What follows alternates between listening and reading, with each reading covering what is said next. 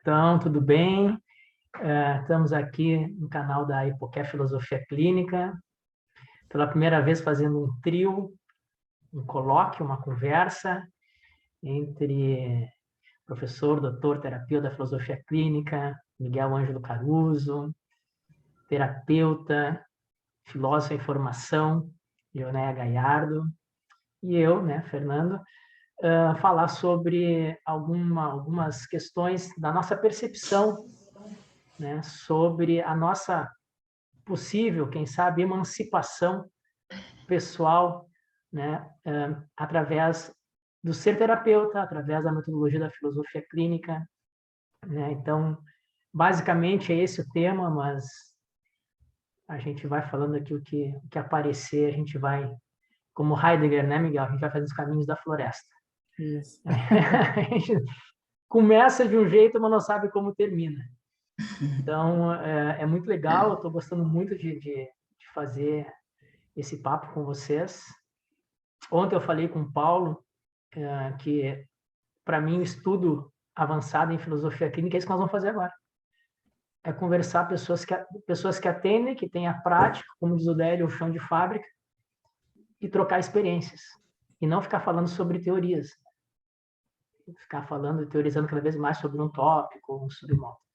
Então, acho que hoje vai servir aqui para mais uma emancipação epistemológica para mim, conversar com vocês. Tá bem? Então, quem quer começar falando sobre sua emancipação, sua relação, com a metodologia da filosofia clínica, com esse papel essencial de ser terapeuta e como isso se conforma, na estrutura de pensamento de cada um de nós. Dia. Acho que talvez a gente possa começar contando como que surgiu essa ideia, né? A gente fez, eu e o Fernando, uma primeira conversa sobre minha trajetória em filosofia clínica e tudo mais. E a gente falava, tanto eu quanto o Fernando, sobre como a gente se sente livre no fazer clínico, né? Num lugar ali que em outros lugares a gente não se sente, a gente tem uma dificuldade de adaptação, enfim. O Fernando citou, inclusive, como ele se sentiu assim também jogando tênis desde criança, né? E eu acho que eu posso dizer que eu me sinto assim também quando eu tô com os meus poetas, né? Me sinto livre ali, o pensamento vai com o deles. E depois, na conversa do Miguel com o Fernando, Miguel citava como a filosofia clínica também foi para ele um processo de emancipação pessoal, né? Então, veio daí a ideia de conversar sobre como a filosofia clínica gerou um processo que eu acho que a gente pode chamar de autogenia, né? Nos três, e que impactou nesse sentido de liberdade, nessa emancipação que a gente sente. É isso, concordo.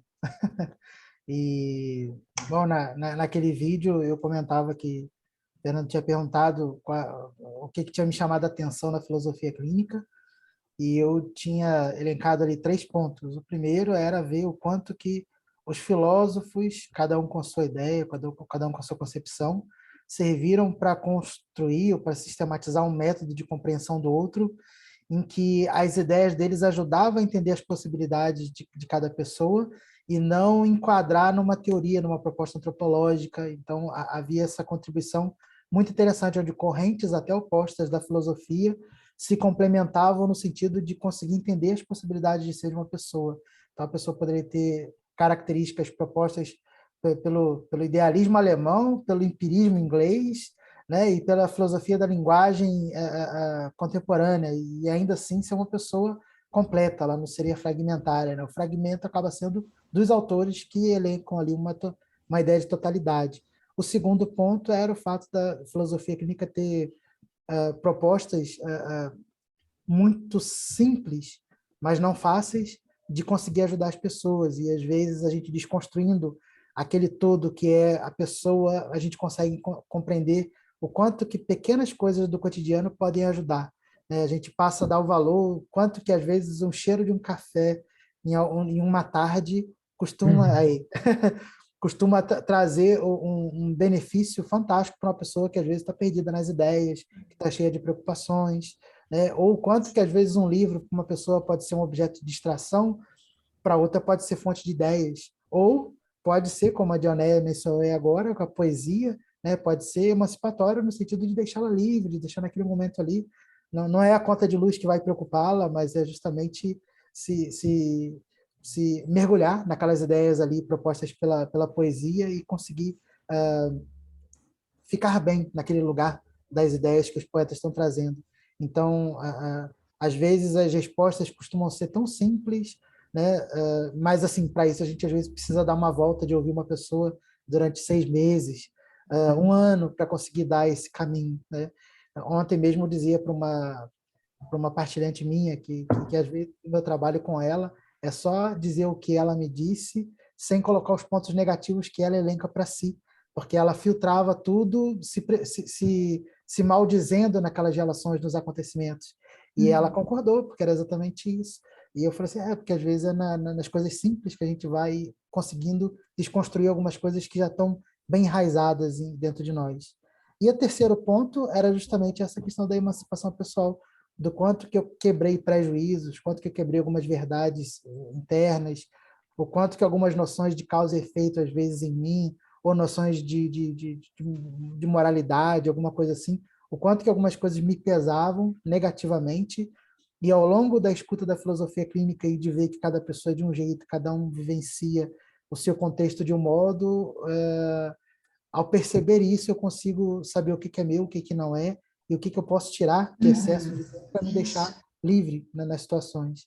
Então, foram as 3 coisas iniciais, e como você comentou, agora eu não lembro se foi aqui ou se foi em off, né, antes, mas o fato, por exemplo, de ter lido o livro do Lúcio também já foi o primeiro passo nesse sentido, né? Na época estava disponível no site dele, não sei se ainda está, eu acho que não, mas tinha lá o volume do Propedêutica dele, e eu li aquele livro antes de começar a estudar, e para mim nossa, foi um abrir de horizontes, assim, de pensar que não tinha nada pronto, não tinha uma teoria de como deveria ser, de como é que deveriam ser as coisas em mim, mas que eu poderia me construir a partir de mim mesmo, e isso me ajudava a não ter tanto peso. É claro que foi um processo inicial e que ele foi precisando se solidificar com o tempo, talvez ainda esteja em processo, mas essa perspectiva inicial ela já foi libertadora, para eu saber que eu não tinha um manual de instrução que me dizia exatamente como agir, mas que eu poderia ir me fazendo na medida em que ia percebendo aquilo que era meu e o que não era. E é isso. Vamos cortando o papo. Aqui não é terapia, né? A gente pode cortar. Eu não sei, o processo de emancipação, para mim, não sei, deve ter várias etapas. Eu acho que vou até descobrir aqui com vocês algumas delas. Uma das coisas que eu acho que, para mim, na filosofia clínica foi emancipatória, que provocou essa mudança, que a gente chama de autogenia, é que eu sou uma pessoa absurdamente controladora, né? Epistemologicamente, eu quero conhecer, quero saber, eu preciso saber dos passos à medida que eu vou fazendo as coisas, não sou aquela pessoa intuitiva, quero me ensinar a dançar e dizer assim, só seguir a música. Não. Eu quero os passos, como é que é, eu quero explicação, não vem fluir. Para que lado eu vou? Para que lado, quantos passos, qual o tempo? Eu sou muito epistemológico, então, sou muito controlador da epistemologia. Né? Não sei se por ter sido atleta, jogar e estar sempre em controle da situação, aquela circunstância, né? Que ainda mais o tênis, que é sozinho. E na filosofia clínica eu vi a possibilidade de abrir mão desses controles. Não tem nenhum controle. Eu sou eu navego no mar do outro.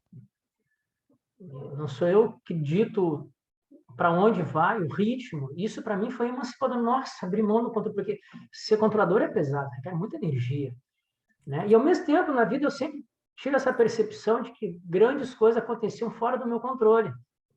Eu planejava coisas fora do planejamento, aconteciam coisas e eu aceitava. Eu tinha essa possibilidade de me abrir para essas coisas que não estavam no meu planejamento e elas normalmente foram coisas legais na minha vida.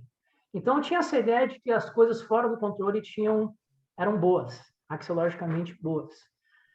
E na filosofia clínica, no começo da formação, eu tentava controlar, né? Mas como assim? Como é que é? Não. Aí vem o ego, né? Deixa fluir, é assim, não tem resposta para tudo, pode ser assim. Aquilo me deixava nervoso no início da epistemologia, não conseguia compreender, demorei para compreender como é que funcionava esse negócio. E na prática, quando eu fui obrigado a deixar fluir, aquilo foi libertador. Acho que foi a primeira sensação de libertação. Nossa, eu não preciso estar no controle para as coisas fluírem. Aliás, é o contrário. Se eu quiser controlar a terapia, eu vou prejudicar a metodologia. Então, acho que minha primeira sensação assim de emancipação foi esse não controle, esse entrar no fluxo. Né? E, ao mesmo tempo, eu estava estudando o mestrado Epiteto e Estoicismo, que a finalidade, né, última do estoicismo, uma delas é viver sob o bom fluxo da natureza. Então, o bom fluxo também tem essa coisa de entrar no fluxo, e uma vez que entrou no fluxo, agora relaxa. Se entrou no fluxo certo, mesmo que tenha errado, vai dar certo, mais ou menos assim. Se estiver no fluxo errado, o que está certo não vai dar certo nunca. Né? Então, a filosofia clínica, né, o estoicismo, entraram juntos na minha vida, e os dois meio combinando, assim, conversando entre, né, entrar no fluxo do partilhante, cada terapia tem seu tempo, não é meu tempo, é o tempo do outro. Isso foi libertador e um grande exercício, né, como terapeuta, depois também, não completamente, mas passou para a minha vida, né? Porque a gente não pode interferir com a nossa vida na terapia. Mas a terapia pode interferir, né, na nossa vida. Então, essa questão do fluxo, para mim, né, de perder o controle, deixar as coisas sair do seu controle, entrar no fluxo de outras pessoas, foi libertador para mim na filosofia. Sereno fluxo de vida. Exatamente. Navegar no mar do outro, hein? Temos um poeta aí.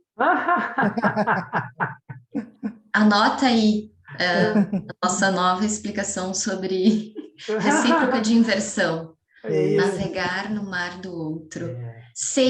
Eu acho que há uma libertação das próprias noções de certo e errado. Completo, acho que, eu não sei, não conheço tanto Miguel, mas eu e o Fernando, nós temos muito a axiologia forte, né?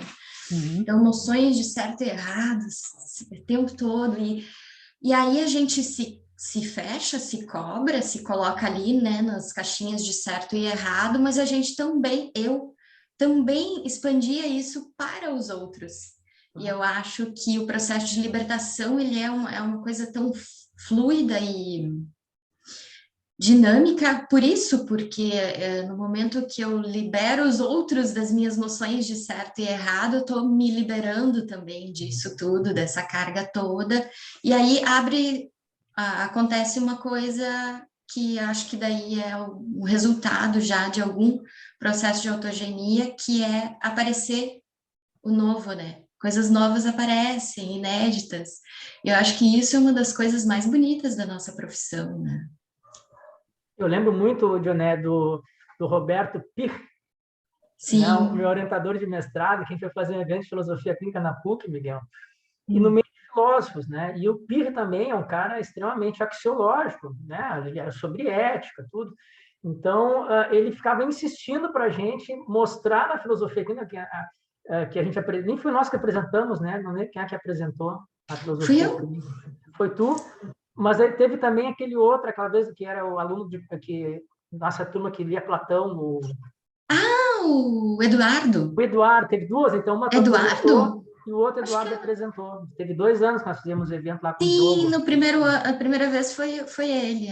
Isso, e aí foi na tua vez que tu apresentou que o nosso orientador lá do mensagem, tá, mas assim, qual é o objetivo, qual é a finalidade, para onde é o bem, né? Coisa de filósofo, que tem que ter essa, mesmo que mitigada, ele mora e diz assim, tá, então é um bem mitigado. Bom, se é assim que tu quer entender, então tá bom. Porque... Sim, se é assim que tu entende, é assim então, que é para ti.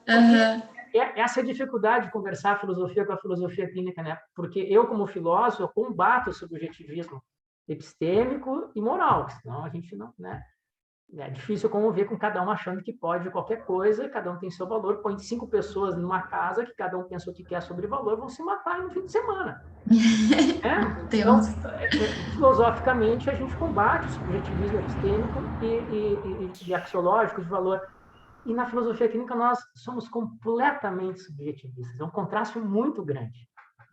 Esse contraste eu senti assim como um encontro, assim, um encontrão, mas eu recebi bem, porque é exatamente o que a Janete disse. A gente abre mão de julgar o outro sobre nossos valores, libera eles, liberta a gente, e tudo pode acontecer de novo ali. É fantástico isso na filosofia clínica. Eu estava esses dias ouvindo uma partilhante que também é terapeuta, um pouco envergonhada de expor algumas noções ali. Você deve estar pensando tal coisa. Eu fico meio envergonhado. Eu falei assim, olha, eu não penso nada aqui. Meu trabalho não é esse, nem depois que eu saio daqui eu faço mais isso. Então, acho que isso vai sendo internalizado a tal ponto da gente... É lógico que no cotidiano, dependendo do aspecto, por exemplo, filosófico, como o Fernando falou, epistemológico, eu ainda posso ter minhas noções e ser contra um monte de outras. Mas no meu papel de filósofo clínico, e depois que eu saio da clínica, ainda em relação aos meus partilhantes, eu dificilmente vou emitir qualquer noção, qualquer juízo, porque eu fico livre, eu deixo a pessoa ser quem ela é e vou tentando ajudá-la a partir disso. Né? Então, às vezes, vem o partilhante e fica um pouco receoso de ser julgado, de falar, mas eu talvez esteja fazendo alguma coisa errada, né? Ou, sei lá, você pode estar me achando ridículo ou ridícula. E eu falei, não estou achando nada, só estou te ouvindo. Né? Vem, vem que a gente vai te ouvir. E um outro ponto aí que o Fernando comentou, eu acho que acaba sendo um cacoete nosso de terapeuta da filosofia clínica, é que ele falou assim, a gente pode ir cortando um ao outro.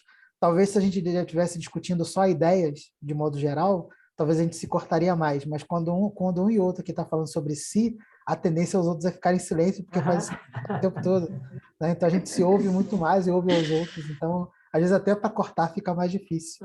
Então é muito, muito bacana. E eu acho fundamental esse ponto aí que a Dionéia levantou, que é o da gente não colocar as nossas verdades mais para os partilhantes, e a gente também, de certo modo, pode aliviar um pouco até, sei lá, a própria tirania que a gente pode ter em relação a nós, em relação àquilo que a gente está fazendo, e talvez a gente consiga se acolher um pouco mais em relação a algumas atitudes que a gente tem, algumas perspectivas que a gente tem, e às vezes coisas que a gente não consegue alcançar, porque às vezes são noções externas, como aí o orientador de mestrado do Fernando, que falava, não, mas qual é o fim? Qual é o fim? Bom, isso é teleologia aristotélica, né? É bacana, mas não serve para toda hora, né? Talvez sirva como caminho de vida, como projeto, mas ainda assim, o dia a dia, às vezes, tem coisas que o Aristóteles não vai dar conta, né? O nosso cotidiano, às vezes, vai depender de um Hume que fala assim, rompe com essa noção de causa e efeito aí que não funciona, né? E algumas outras que possam aparecer pelo caminho. Então, a gente fica um pouco mais livre até em relação a isso. E esse...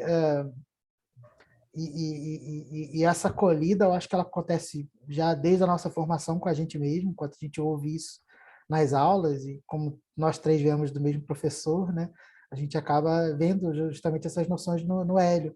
E uma coisa muito bacana que eu acompanhava, que eu achava interessante nas aulas dele, é que, às vezes, alguns alunos se inquietavam com algumas coisas que ele comentava sobre partilhantes e tal. Aí ele olhava para os outros alunos, como quem diz, né? Olha aqui, né? Olha o quanto que está afrontando essa pessoa o diferente, né? O outro tipo de comportamento, o outro modo de pensar, ou até o encaminhamento que eu estou dando dentro de um consultório, o quanto que às vezes inquieta. Isso é muito bacana de ver assim, quanto que para algumas pessoas ainda é afronta, né? Não, tem que ser assim, tem que ser desse jeito, não de outro. E a gente... Talvez um dos exercícios nossos, tanto na nossa formação quanto depois na prática, é conseguir continuar o tempo todo aberto a vamos dizer assim, emancipação alheia também, né? Não só a nossa, mas o do outro. E tentar ajudar o outro dentro dos critérios que são do outro, não nossos. Né? E talvez no cotidiano essas pessoas sequer seriam nossos amigos.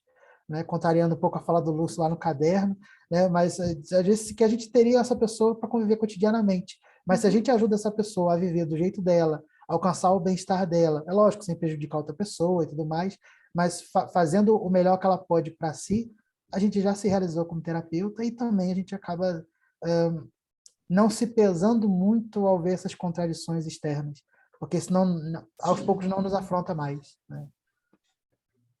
Perfeito. Vocês estavam falando antes da questão da subjetividade, né? O Lúcio já fala lá no Propedêutica a questão de que porque às vezes se a gente vai falar sobre filosofia clínica, a pessoa nos questiona, né? Mas então não existe uma verdade e tal. E o Lúcio fala, né? Isso é o legal da filosofia clínica. Comporta muita coisa do mundo, eu não sei se tudo, né? Se isso é possível. Mas há pelo menos 2 tipos de verdade em filosofia clínica. A verdade que habita nossa alma, nosso coração, né? Nosso ser, que é a nossa verdade subjetiva, e a verdade consensual. Então, muitas vezes, esse meu processo de emancipação passou pela reflexão da relação entre essas 2 verdades e de como elas poderiam fazer as pazes, né? Se relacionar e tudo mais. E em clínica, eu não sei vocês, mas eu vejo isso acontecer também.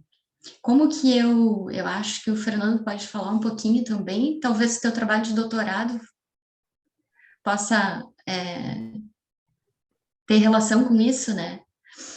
Como que eu acomodo algumas questões que são minhas e que são caras para mim, e como é que eu viabilizo isso socialmente, se é uma verdade que muitas vezes é conflitante, né? A minha subjetiva com a verdade consensual.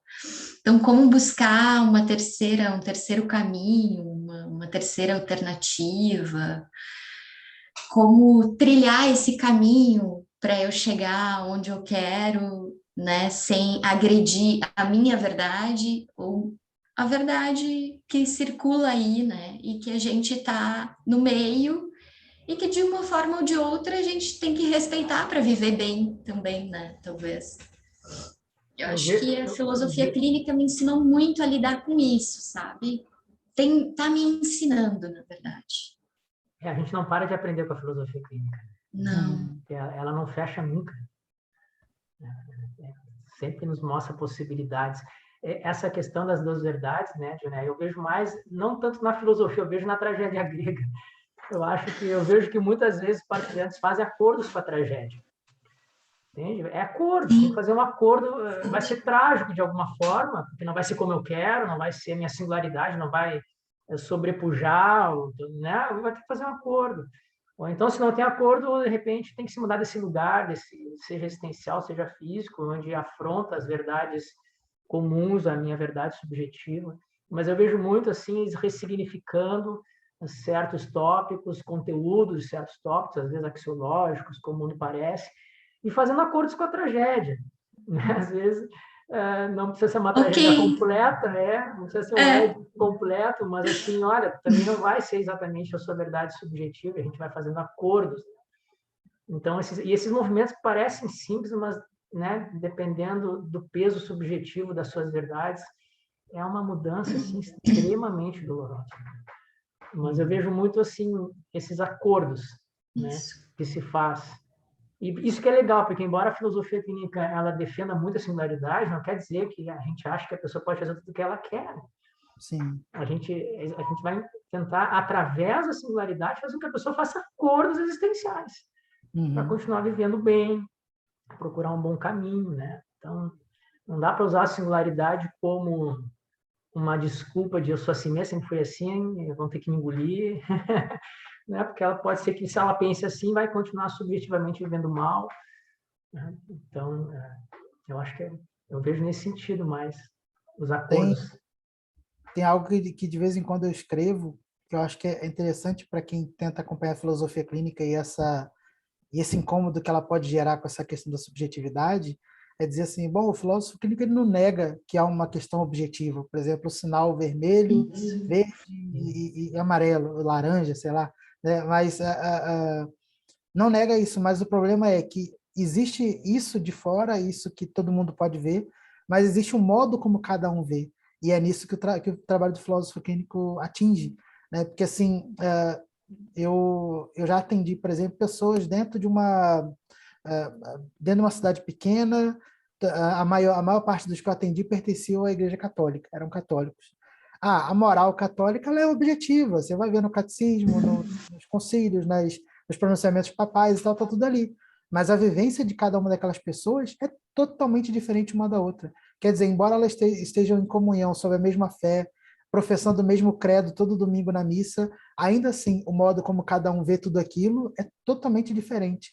E é isso que vai justamente compor essa questão da subjetividade, né? Independente da realidade objetiva, né? E por mais que ela seja descrita, inclusive, em termos e afirmações gerais, na prática, a gente vai ver que cada pessoa vai vivenciar de um modo e vai enfatizar aspectos dela muito próprios. Alguns vão levar mais para o lado axiológico, ou pensando nos valores, outros vão procurar verdades pelos prejuízos, outros vão estar, às vezes, na religião muito mais vinculados às relações do que às próprias verdades ali dentro professadas, e cada um vai encontrar o seu modo de vivenciar aquilo ali, e todo mundo vai se chamar no dia a dia católico, né? Então vai cada um ter um modo. E isso a gente acaba aprendendo também.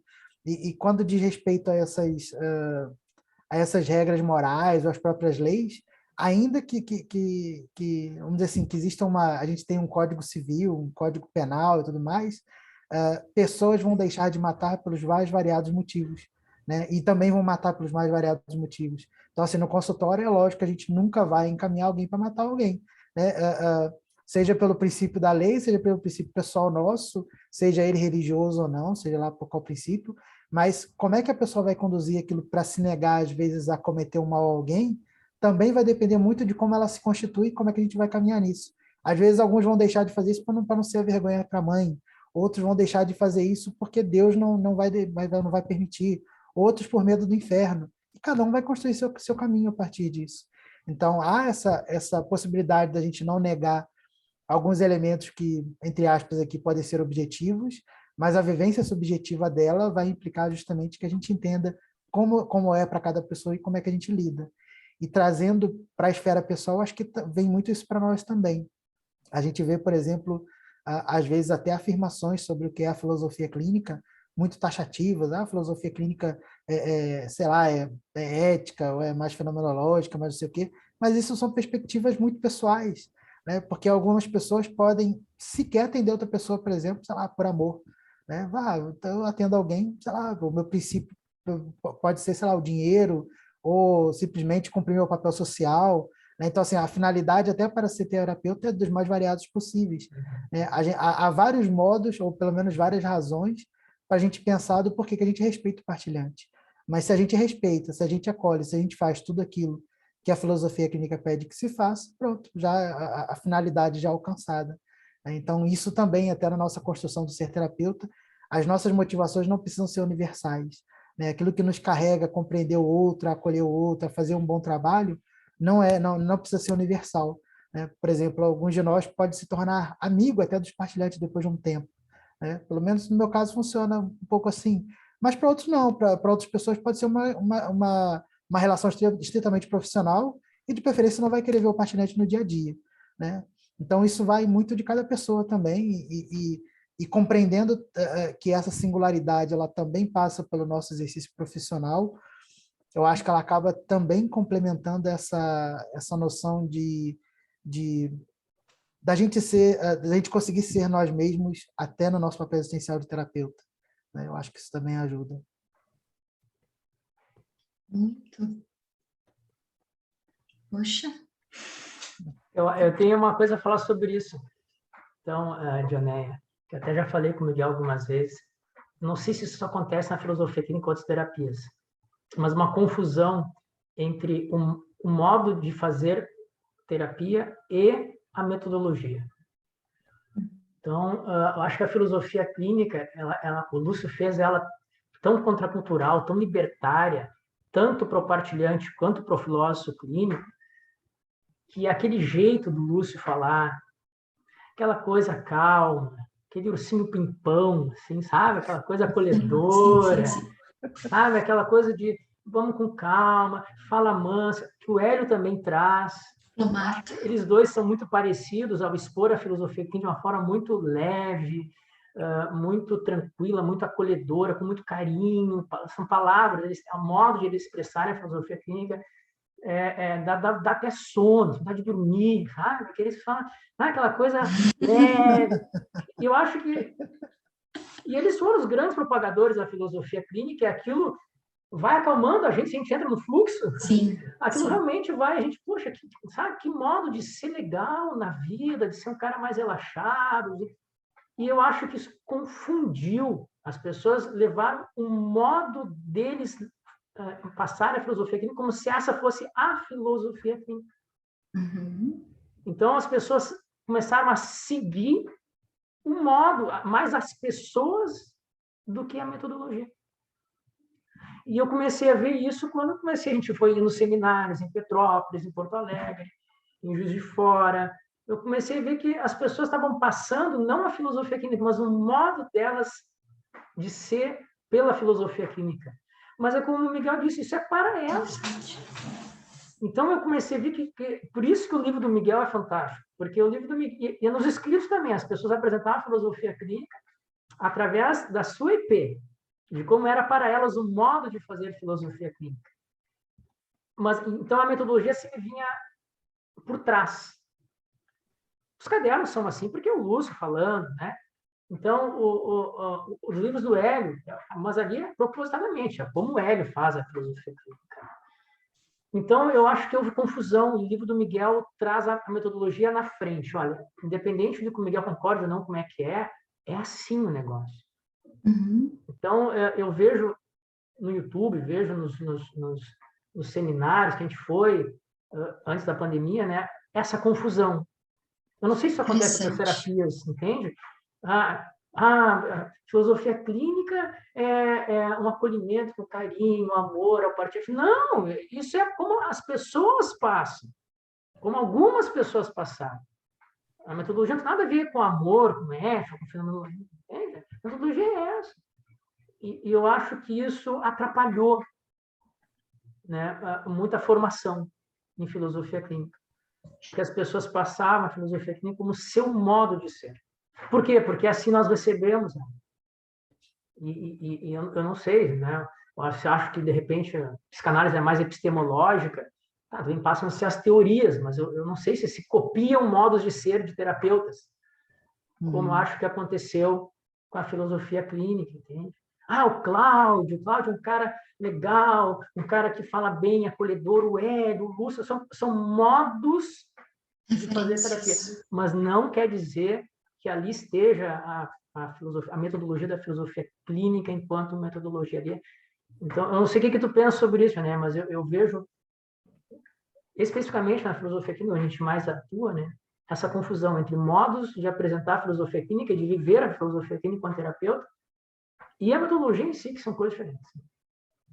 Interessante, nunca tinha avaliado por esse ponto de vista. Eu acho que o modo de ser do Hélio, que é uma pessoa que eu mais conheço por ter feito curso com ele, é resultado do método.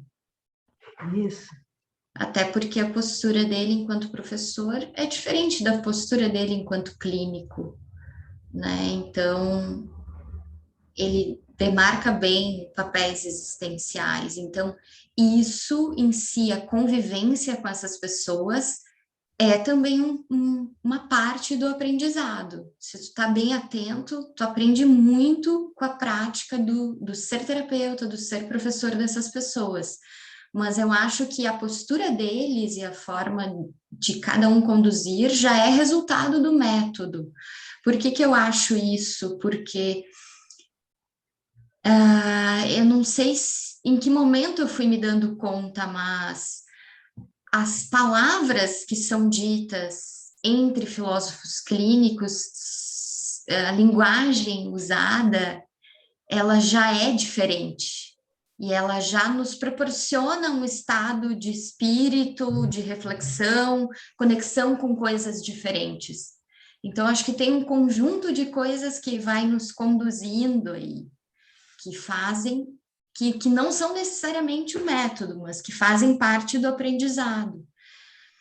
Mas eu acho que tu tem razão, Fernando. Eu acho que, em primeiro lugar, a gente tem que honrar com aquelas questões que o método traz, e aí sim, o nosso fazer, que aí vai ser mais de acordo com a nossa singularidade, e aí eu acho que a gente vai se sentir realmente à vontade, né? Porque somos nós ali. Daí já vai ser o resultado do que a gente está colhendo dos aprendizados do método, tanto da parte teórica, que é muito agradável. Não sei para vocês, mas para mim, parte desse processo de emancipação é perceber que a gente pode olhar para o ser humano de uma maneira mais carinhosa e acolhedora. Porque quando eu dou um diagnóstico para aquela pessoa que às vezes é briguenta, porque não está sabendo como agir na vida e está reagindo daquela maneira, em filosofia clínica a gente vai falar em esteticidade bruta. Opa, o que é essa esteticidade bruta que às vezes aparece com um ato de jogar um objeto, com um choro muito forte, mas é uma esteticidade bruta. O que é isso? Eu já começava por aí, sabe? Opa, que palavra interessante, o que é isso? O que ela quer dizer, né? E ela, então, já traz aí uma outra forma de ver as coisas, sabe? Que já a própria linguagem ajuda a gente a não julgar Isso. e a entrar num estado de, opa, o que é isso? O que isso pode me dizer sobre esse aspecto do ser humano?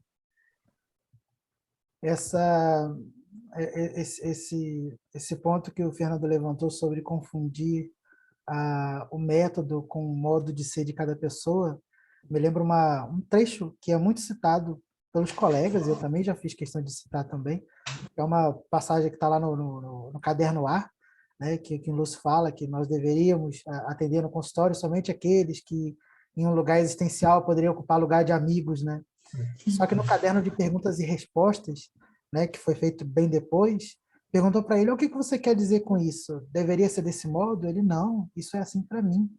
E desconstrói justamente essa postura. Eu não preciso receber como amigo quem vem no meu consultório, quem poderia ocupar esse lugar. E às vezes as pessoas tendem a resumir lá: não, eu só preciso, vai sempre num lugar de amizade e tal. Não. Primeiro que o sentido de amizade ela vai variando para cada pessoa, né? Alguns vão levar aquilo ali a um sentido muito estrito, às vezes, bem próprio, outros vão deixar em aberto para toda pessoa que é acolhida. Então, acho que quando o Lúcio coloca, ó, é assim para mim, não necessariamente vai ser para todo mundo, eu acho que abre essa possibilidade de levarmos em conta que uma parte a parte, vamos dizer assim, poética, como o Lúcio apresenta o curso, apresenta as aulas, ela não se confunde necessariamente com o método. E um exemplo muito interessante disso é que nós três fomos alunos do Hélio, nenhum de nós expõe por escrito do mesmo modo como o Hélio expõe, e eu consigo, pelo fato de nós termos aprendido as mesmas coisas, eu consigo me reconhecer muito mais naquilo que vocês escrevem do que de qualquer outra pessoa que eu costumo ver. Então, eu já falei isso para vocês diretamente, né? Quando eu leio o que vocês escrevem, eu penso assim, eu poderia ter escrito isso também, porque eu me reconheço ali, porque eu aprendi, a gente teve a mesma fonte. Só que, curiosamente, nenhum de nós escreve igual o Hélio, né? E todos nós viemos dele, lemos as obras dele, acompanhamos o trabalho dele até hoje, e ainda assim nós temos ali o nosso modo próprio. Porque me parece que aquilo que é, vamos dizer assim, essencial da filosofia clínica passou para nós, e cada um de nós tem um modo de apresentar, e o núcleo do que é a filosofia clínica fica presente nos nossos escritos, mesclado naquilo que é próprio do nosso modo de ser e de pensá-la. Mas ainda assim a gente consegue resguardar aquilo que a gente aprendeu bem, de modo bem próprio.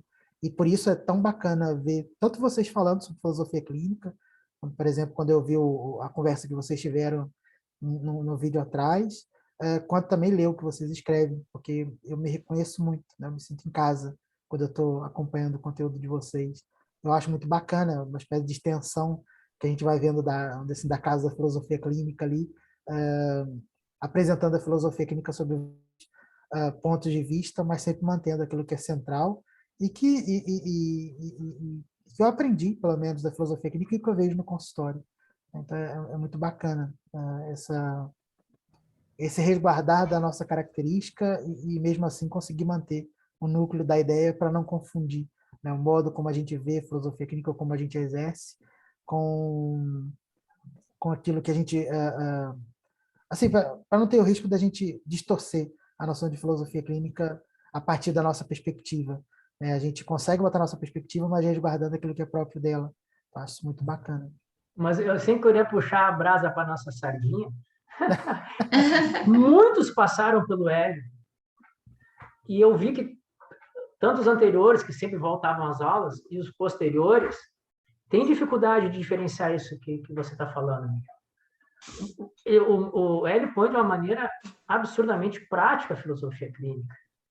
Mas, de alguma coisa, nós conseguimos diferenciar o modo de ser dele com aquilo que ele traz. Ele traz de uma maneira muito legal a filosofia clínica, mas traz misturada com um modo de ser, com esse jeito, e muitas pessoas ficam nisso. Alguma coisa, não sei se é epistemologia, intuição, Dioné, alguma coisa que a gente conseguiu fazer essa separação, porque não é fácil. O Miguel mesmo fala que às vezes quer dar um exemplo de como pode ser, e depois ele diz, mas essa é só uma das formas que pode acontecer. E as pessoas pegam aquele exemplo como se fosse assim. Isso. Porque elas querem receita de bolo. Então alguma coisa nós tivemos para conseguir fazer, porque é muito forte isso. É muito forte o modo de se apresentar. Por isso também, né? Porque ela já traz uma, né? Na própria constituição da filosofia clínica, ela é contracultural. Ela traz um outro tipo de tempo, de linguagem. A gente começa a apropriar dela, a gente começa a se comportar diferente com a gente mesmo, de alguma forma, né? Isso. E aí a gente olha mais lá... carinhoso. Exato. Então, não, eu acho que não é fácil. Por isso que eu continuo falando, o livro do Miguel é fundamental para mostrar a metodologia, né? É melhor que os cadernos, embora os cadernos sejam, historicamente, né? Porque o caderno está tudo muito misturado. E o livro do Miguel tá ali. Então, alguma coisa nós tivemos, né? Somos 3, não são muito mais que nós, que conseguiram sair da aula e se tornar terapeutas e percorrer esse caminho. Mas eu acho que nós temos alguma coisa de bom aí. Né? Porque não é fácil, às vezes, enxergar só a filosofia clínica. Né? Ouvindo Lúcio, né? Ouvindo outras pessoas. Uhum.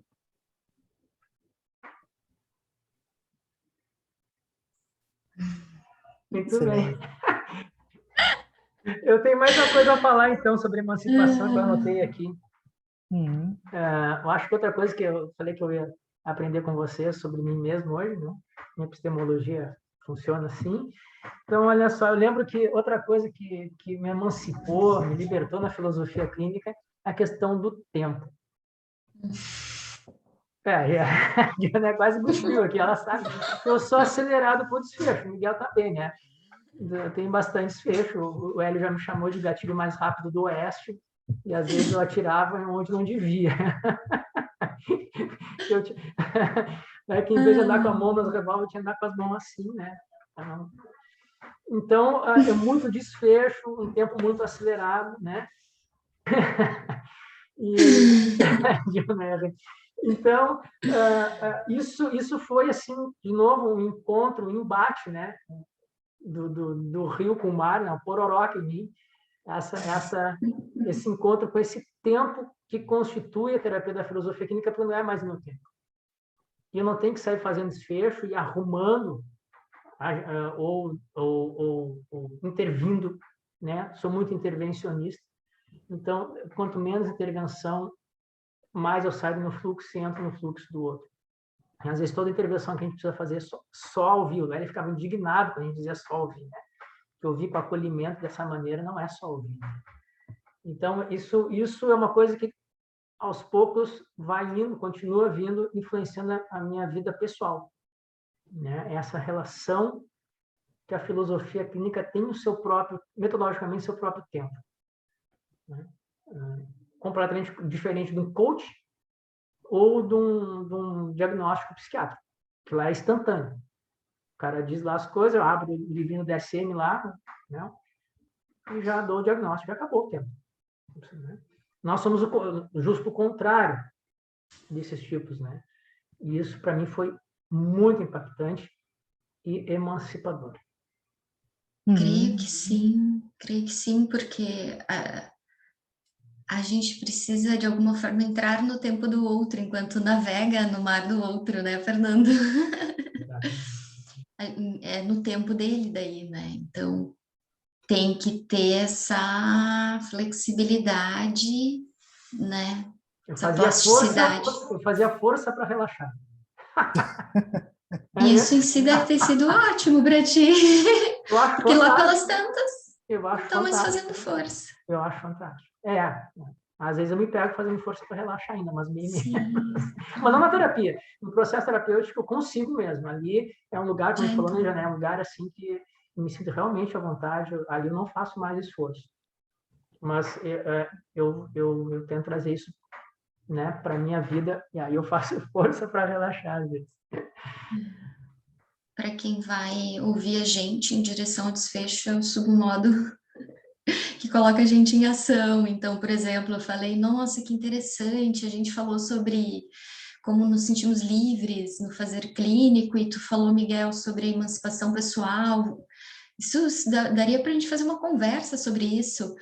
Então tá, vou falar com o Fernando. Já falei com o Miguel, sexta-feira, às 10 horas, pode ser? Pode, então tá. Isso tem sido um ensinamento para mim, né? Porque eu sou muito das ideias e às vezes não, eu preciso da construção compartilhada, do fazer com o outro para colocar as coisas em curso, né? Em ação. Então, esse desfecho é uma coisa que eu tenho aprendido com vocês. Talvez um outro ponto muito interessante dessa emancipação nossa é que, pelo fato da filosofia clínica não ter uma teoria sobre cada pessoa, mas ter um método que nos ajuda a dar nome àquilo que se manifesta em nós, a gente consegue fazer esses movimentos de compreensão a partir do que é nosso e não a partir daquilo que seria o ideal. Assim como você falou, o que seria o desfecho? Bom, o desfecho aqui seria justamente esse localizar essa conversa que a gente teve, que chegou a uma conclusão. Existiriam talvez outros contextos com outras pessoas, né? E que essas pessoas poderiam ver outros modos de ir em direção ao desfecho. Isso. Então, a gente consegue preencher os conteúdos com aquilo que é próprio da gente, das nossas relações, do nosso mundo, e a gente se entende melhor sem qualquer outro parâmetro externo, teórico, né, constitutivo. O que é exatamente um desfecho? Então, às vezes, eu deveria me enquadrar naquele modo de desfecho para entender qual é a minha situação. A gente não tem isso. A gente dá nome àquilo que se manifestou de nós. E a gente, então, tem um método que é uma forma vazia e que a gente preenche com os nossos conteúdos. A gente se entende a partir disso. A gente consegue dar nome, às vezes esclarece para nós, justamente por a gente ter esses nomes dados a essas manifestações. E no fim disso tudo, essa compreensão de nós mesmos, ela não está baseada em parâmetro normativo nenhum. É só o nosso. E acho que isso é muito bacana também, né? Esse passo de conseguir dar nome ao que é nosso, nomes que vão ser muito comuns entre nós aqui, mas que o conteúdo ele vai ser sempre muito próprio, né? Embora o nome nos ajude a entender do que o outro está falando. Perfeito. Nós poderíamos ter tido vários outros desfechos, né? Inclusive, vou marcar minha terapia, porque preciso falar com um terapeuta sobre isso, ou vamos escrever um texto sobre isso. Há várias outras possibilidades de desfecho, né? Diante das mesmas questões. Sim. E essa questão do tempo, eu acho que o consultório também me ajuda muito nisso, né? Eu atendi durante um tempo, mas mais esporádico, e depois de um tempo, já na filosofia clínica, vivendo no mundo acadêmico também e tal, eu resolvi voltar a atender exclusivamente, me dedicar exclusivamente. E o meu retorno exclusivo e total à filosofia clínica, ele se deu num contexto em que eu, bastante impaciente com muita coisa, tive que lidar com o tempo do partilhante, que faltava, que não vinha, que atrasava. Tive que lidar com o tempo do partilhante, que demandava muito tempo, vamos dizer assim, objetivo, cronometrado, né, para conseguir dar uma resposta, né, Na semana passada, por exemplo, semana retrasada, eu dei um retorno para uma partilhante de algo que eu estava 3 meses esperando um tempo oportuno para conseguir falar. Falasse antes, ela não me daria ouvidos, ela estava resistente. Então, eu tive que esperar todo o tempo dela, algumas coisas, tive que trabalhar em outras coisas periféricas para depois apresentar aquilo. E quando eu apresentei, no momento oportuno, ela entendeu tudo aquilo que eu queria explicar. E, às vezes, se eu fizesse antes, eu ia estar batendo numa parede ali, ainda intransponível. Não era o tempo dela. Então, eu aprendi a respeitar o meu tempo, a minha paciência, o tempo do outro. E hoje, e para isso me ajudou muito, hoje não me inquieta mais, por exemplo, um partilhante que falta. Né? O partilhante falta, tá bom, o que eu vou fazer nesse horário? Como eu tenho atendido online, né? Eu vou ver um vídeo do YouTube, eu vou levantar, vou tomar um café, eu vou fazer qualquer coisa, vou dar uma volta dentro de casa, que aí eu já tenho o próximo atendimento depois. Então, eu aprendi a trabalhar o meu tempo também para esperar algumas coisas que antes eu não tinha paciência nenhuma. Né? Eu sempre ficava chateado, incomodado. Né? Eu atendia longe, então eu tinha que pegar 2 ônibus para ir para uma outra cidade para atender. E no meio e entre uma cidade e outra, tinha um ônibus que às vezes não vinha, né? Aí eu tinha que pegar outro e atrasava todos os atendimentos. E eu ficava às vezes inquieto no começo. Depois eu falei, não dá. Ainda tenho sinal de internet, mandava mensagem para todo mundo, ó, todo mundo 2 horas mais tarde vai vir lá para o consultório que eu vou atender todo mundo quando eu chegar, mas eu vou demorar, né? E passei a lidar melhor para mim, pelo menos, com essa questão do tempo, que às vezes eu queria tudo muito urgente, muito rápido, talvez fosse muito, querendo o tempo todo muito desfecho, e passei a não mais pesar tanto. É lógico que eu ainda quero que as coisas corram da melhor maneira possível, que de preferência que não atrasem, mas eu passei a não me incomodar muito mais com isso. Então, até nisso, eu acho que trabalhar com a filosofia clínica me ajudou muito. Né? Me ajudou muito. Tem um gatinho aí. Para mim, me ajudou muito a convencer com a Dionéia nas turmas. A Dionéia tem o tempo dela, né? Ela parava numa árvore para entrar na formação e ficava olhando cada pétala da flor horas, né? Dionéia, não, peraí, mas olha, então, aquilo foi um grande exercício. É, perceber o tempo do outro e ficar ali olhando, todo mundo olhando, esperando a Dionéia. Isso é muito legal, né? A gente vai aprendendo com os outros também, né? Na turma, na formação. Isso é muito... Sim, com certeza. Eu tenho esse defeito.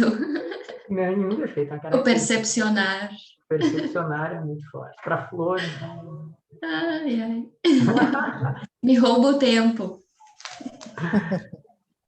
É, muito legal. O próprio fato de entrar na reflexão sobre essas categorias é o que nos proporciona todo esse autoconhecimento, né? Que é contínuo, a gente se desfaz às vezes dele e depois retoma, né? Lá pelas tantas a gente perdeu o tempo da coisa. Opa, é aqui que eu tenho que cuidar agora, né? Aqui que eu dei uma bagunçada, então vamos voltar para esse exercício do cuidado com o tempo meu, com o tempo do outro. Então, o próprio fato de a filosofia clínica ter no método estabelecido essas categorias nos ajuda muito no autogerenciamento, né? Da clínica e pessoal, nossa, hein? Incrível isso. E aí, às vezes, uma categoria, um tópico, não é apropriado a certo papel existencial, a certa circunstância, mas é super apropriado em outra. Então, a filosofia nos mostra as perspectivas, né? Nós não somos contraditórios, não tem contradição, tem perspectivas. Em uma parte da EP, numa perspectiva, de repente, um papel existencial, uma interseção de EP, um lugar, uma circunstância, o meu desfecho é bom, de repente, em outro, ele não vai funcionar tão bem, vai me colocar em maus lençóis. Não é um defeito, é uma característica que compreende a compreensão da perspectiva. Então, esse perspectivismo na filosofia também, né? A EP não é um plano. Não é estanque. E não é um plano, ela é tridimensional, a gente vai virando ela, né? Então, depende da perspectiva e da face, a construção daquele tópico é apropriado. Eu acho que o máximo que a gente consegue falar em filosofia clínica de forma axiológica é se uma coisa é apropriada ou não apropriada. Certo e errado, quem vai dizer é o partilhante. Mas nós, aqui pode ser que seja tão apropriado, né, segundo a sua história, mas não que é errado. Esse errado ou certo não depende a nós comentar, né? Mas eu acho legal esse perspectivismo, assim, né, na filosofia clínica. E o lugar, hein? Que tem lugar, né? Adoro essa categoria.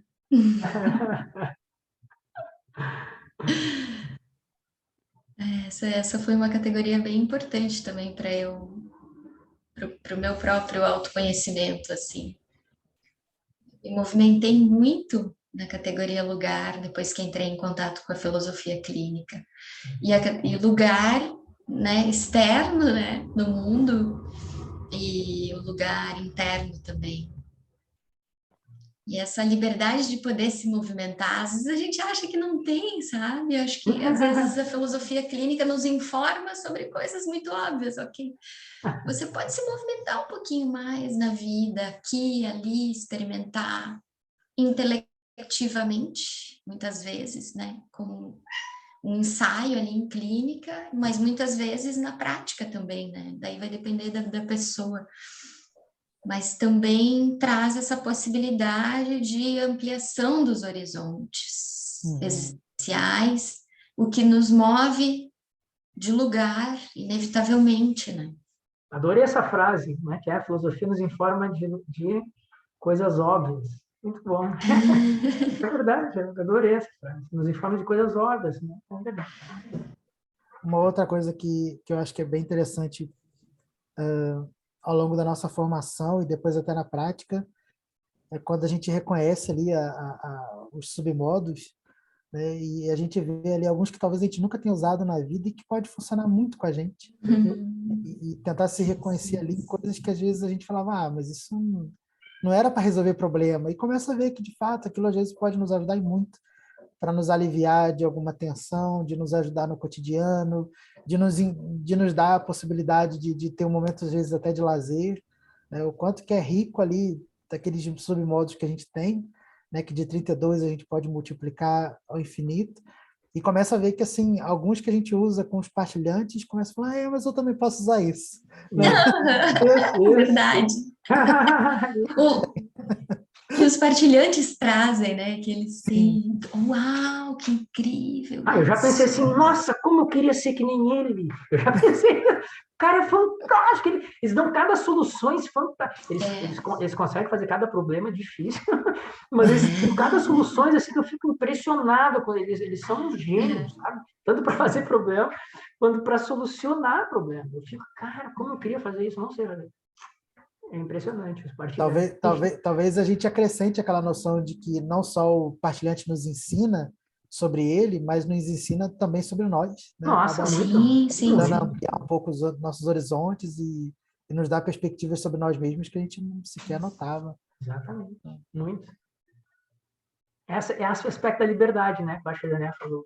A gente libera o outro e nos liberamos também, né? De fazer essa fusão de horizontes, como diz o Gada. Sim. E uma das coisas fundamentais para mim, que é a grande questão do ser terapeuta, que é o ouvir, né? A gente está num mundo da não audição. Por mais excesso de informação e comunicação que a gente tenha, realmente alguém que pare para nos ouvir é uma coisa rara ainda, né? E a filosofia clínica é muito esse lugar do ouvir. E aí, como ela traz a questão do agendamento mínimo, que ajuda muito a entender o que tipo de ouvir é esse, né? Eu acho que isso também é fundamental para mim. E que me ajudou nessa emancipação pessoal. Acho que para algumas amizades eu acabei ensinando um pouco isso quando eu precisava. Às vezes eu pegava, entrava no diálogo e dizia assim, eu só quero ser ouvido, não quero opinião. Isso. E às vezes quando eu queria, olha, eu estou com uma situação assim, eu queria sua opinião. Aí sim, eu esperava um contraponto. Mas acho que me ajudou muito, porque no consultório eu via isso acontecendo também. Mas a pessoa só queria ser ouvida, ela não queria solução para aquilo, ela queria pôr para fora e aquilo já era o remédio que ela precisava, né? Pôr para fora, sem julgamento e, às vezes, só para ordenar as ideias na semiose verbal da fala ali, e pronto, já resolvia. Para outros, não, às vezes era para organizar, depois ficar a semana toda pensando sobre aquilo, para depois voltar na outra semana e falar assim, não, agora me dá o teu retorno sobre isso, né? E trabalhar. Então, vai de cada situação, e eu acho que, para mim, eu aprendi muito isso. Ó. Às vezes eu quero falar só para ser ouvido, pra colocar algumas ideias no lugar. Em outros momentos eu quero falar e eu quero uma opinião, às vezes, muito diferente da minha, né? E esperando ali que a pessoa vai dar a própria dela e, às vezes, me ampliar um pouco a perspectiva daquilo que eu talvez ainda não esteja enxergando. Então, essa escuta, de fato, ela é bem... Ela, ela emancipa também porque ela não tem uma concepção prévia, né? Eu não tenho um lugar para colocar a pessoa depois que eu a ouço. Então, a pessoa diz assim, eu tô ansioso, eu tô depressivo por causa disso, disso, daquilo. E a gente não tem um DSM para falar assim, bom, essa pessoa está com esse problema, então tem isso aqui, tem esse recurso.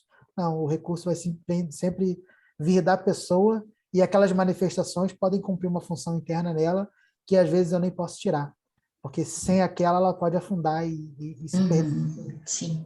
Né? Então não tem um parâmetro e ela se torna o parâmetro de si para que a gente a escute. Então isso também é muito bacana, quando a pessoa passa a ser o critério de si, né? A pessoa, sua história de vida, sua estrutura interna, é tudo critério para si mesma, e a gente vai ter que lidar com aquele mundo ali com toda a sua particularidade, né? Resguardando a singularidade da pessoa e de nós mesmos também. A pessoa como critério de si, isso me esclareceu um monte de coisas, é realmente nesse lugar que a gente entra, né?